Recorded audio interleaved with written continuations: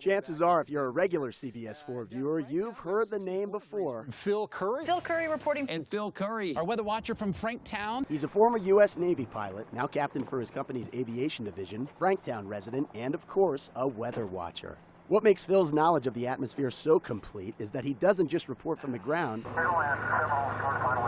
He spends most work days way up in the sky. And I said to the field elevation, that tells me roughly what the barometric pressure is right now, right here. We got a tour of the T-34C plane he flies in his spare time, one of only a few left that's not in a museum. It was originally used to train Navy pilots back in the 1970s, but Phil uses it to pull a few tricks thanks to its slick design. Even after years of flying in the military and several more professionally, he still gets a rush. So almost 200 miles an hour in about 2 seconds is the best thing you're ever going to experience.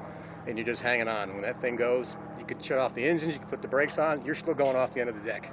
Phil flies clients and employees in and out of Rocky Mountain Metro Airport, and we're lucky enough to see his pictures along the way. One of his popular routes is from Montrose on the western slope to Broomfield.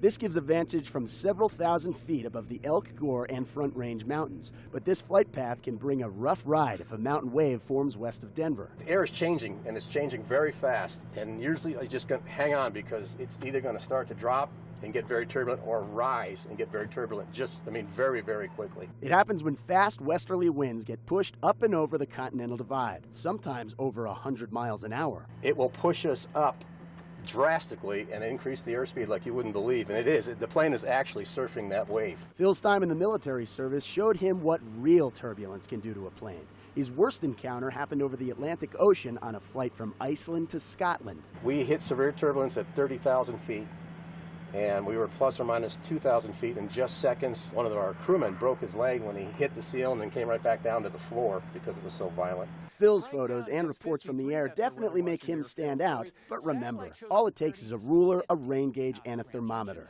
So if you're not a weather watcher yet, but have a yen to join, we'll take it from Phil. It's fun. I had neighbors start saying, yeah, we're watching Channel 4 now because we want to see what you're saying about the weather down here in Franktown. It was on TV, so it's pretty cool.